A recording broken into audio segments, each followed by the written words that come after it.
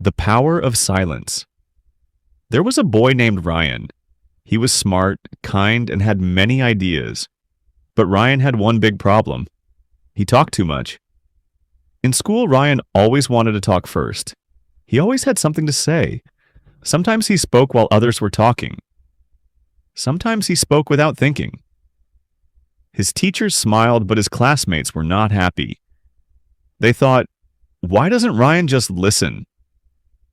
One day, Ryan made a big mistake. A friend in class told a sad personal story. It was a serious moment. But Ryan laughed too quickly. He didn't want to hurt anyone. But he spoke too fast. His friend felt hurt and walked away without saying a word. After class, Ryan's teacher, Mr. Clark, spoke to him. He said, "Ryan, you are a good boy. But sometimes being quiet is more powerful than talking." Ryan asked, "What do you mean?"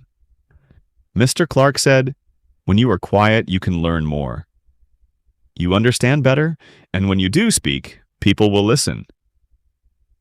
From that day, Ryan changed. He listened more.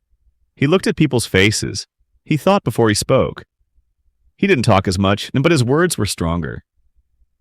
People started to respect him. They said, "Ryan speaks wisely." Silence is not weakness. Silence is power. It is self-control. It shows understanding. So, before you speak again, learn the power of silence. Practice English with this story. Simple grammar. Emotional feelings. Useful words. Interrupt, respect, wisdom, power.